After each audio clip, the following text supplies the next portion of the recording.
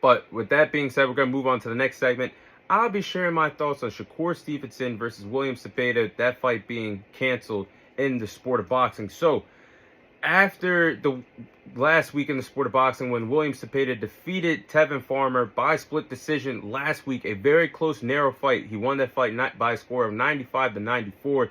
Last week in the sport of boxing, it is official that Golden Boy Promotions and William Zepeda has came on social media claiming that William Zepeda has suffered a hand injury, and now his WBC title fight with Shakur Stevenson that was originally supposed to take place in February is now supposed to be postponed and possibly figured out for a later date in the calendar year 2025. So that's a big dagger to the lightweight division that's going to have a lot of question marks to start off the calendar year 2025.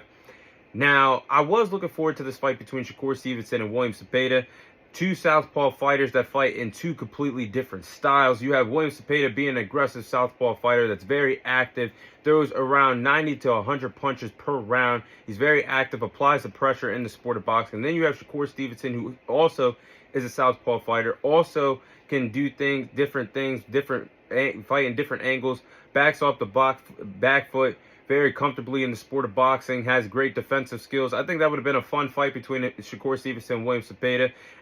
Now, I have to say that fight against Tevin Farmer really exposed William Zepeda, because now William Zepeda got dropped by Tevin Farmer. He escaped with a 95-94 split decision victory. Is this a hand injury, or is this a way of William Zepeda and Golden Boy Promotions backing down from the fight against Shakur Stevenson, helping him prepare more for Shakur Stevenson for later on in the calendar year 2025? There's a lot of questions that's going to be answered for the lightweight division, because now we have world champions like Gervonta Davis, Shakur Stevenson, and Vasily Lomachenko. We don't know which way these fighters are going to go to start off the year 2025. And that's not a good look for a lightweight division that has a lot of contenders, a lot of big fights that can be made. You have Gervonta Davis that's going to fight Lamont Roach. Shakur Stevenson doesn't have a dance partner. Vasily Lomachenko is contemplating retirement. We don't know what's going to happen at this lightweight division next. So there's a lot of question marks, and we're going to have to wait. Realistically, we're going to have to wait until the second half of 2025 to possibly get the big fights at this lightweight division. And that's not how this lightweight division should go.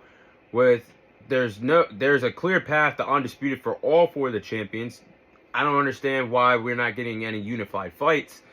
Vasily Lomachenko could easily unify with the other Ukraine fighter that Top Rank has. I can't remember his name off the top of my head. I apologize to you guys. He has the WBO title.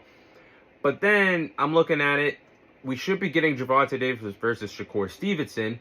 But I'm going to get to that in a minute. But it's just like, what I'm seeing at this lightweight division, we should be seeing more. I shouldn't see Gervonta Davis waste the fight on a 130-pound WBA champion Lamont Roach that really has no business at lightweight. He's elevating him to fight him.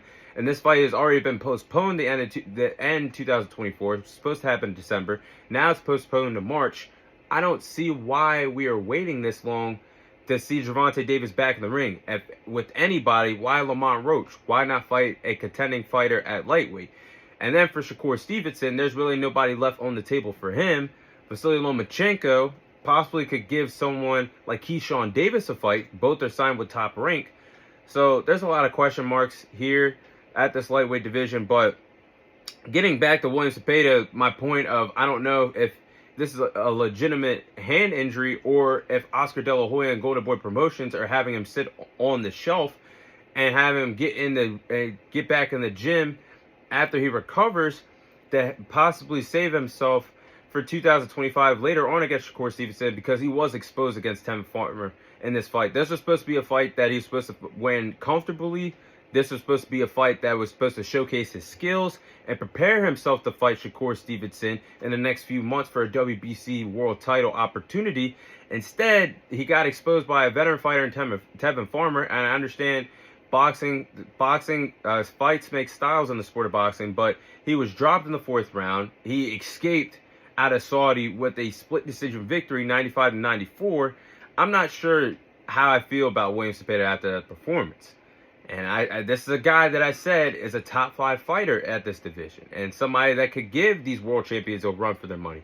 But I'm not sure after this fight that he had last week against Tevin Farmer.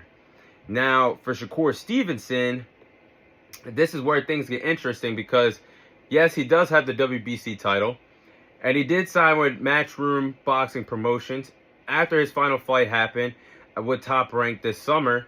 Eddie Hearns has stated when he signed Shakur Stevenson, and you guys can look this up on the internet. He's got the interview with, when he was with the media, he's got the interview questions that him and Leonard Ellerbe answered when they were with each other a few months ago.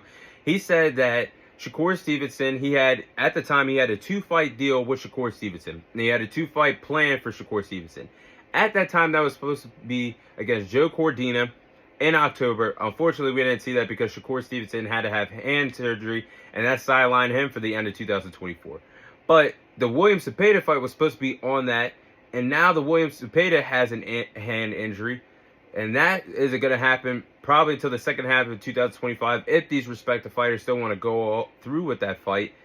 That realistically leaves the plans for a Shakur Stevenson versus Gervonta Davis fight not happening until 2026, which that's a dagger to everybody in the sport of boxing because that's the fight we want to see. Now, things can change, but I'm just basing it based off of what Eddie Hearns has stated, that he wants Shakur Stevenson to have 2 fights, be successful in 2 fights before he goes out there to fight Gervonta Davis. So, and we know how Gervonta Davis and the PBC handle business. For a promotional standpoint, this could be a way of Gervonta Davis giving more time for that fight to build up to be one of the biggest fights in the sport of boxing. But hey, if it were up to me, I would like to see that as soon as possible. But I think Shakur Stevenson, an opponent for Shakur Stevenson, at this particular time, it's not a popular opinion, but and stay busy fight for Shakur Stevenson, the only option for him right now is against George Kambosos. Now, George Kambosos did just sign with Matchroom Boxing Promotions and Eddie Hearns a few days ago. I know that might not be the most compelling fight for Shakur Stevenson, but it's better than nothing, and better for him to be active rather than sitting on the shelf waiting for fights and that at this lightweight division for the beginning part of 2025. Now, George Kambosos is a veteran guy. He's a former unified champion at 135, but after his loss to Vasily Lomachenko for the vacant IBF title earlier this spring, he has now stated that he wants to move up to 140. So if Shakur Stevenson does fight George Kambosos, that would have to take place at 140 now that George Kambosos campaigns at 140. And I don't think Shakur Stevenson, he's a big guy for 135. So if Eddie Hearns wanted to make the fight for Shakur Stevenson and for his new guy, George Kambosos, a big fight in Australia, there's the fight right there.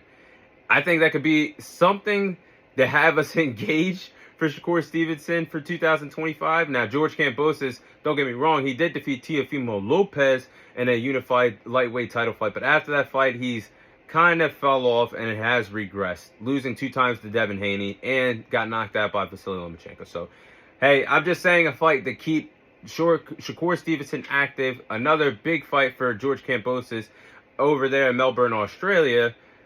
I think if you're Eddie Hearns, if you want Shakur Stevenson to be active, I think you got to pull the trigger here and make this fight happen between Shakur Stevenson and George Kambosos for the beginning part of 2025 in February to keep him fresh, to keep him active, because you just signed him. You got to bring him out there eventually. So we'll see what happens. I do feel bad for Shakur Stevenson. I do feel bad for William Zepeda. And I do feel bad for everybody a part of this lightweight division or fans a part of this lightweight division, because now we have to wait and see for the second half of 2025 what big fights could possibly be made for the calendar year 2025. Now in the second part of 2025 at this lightweight division.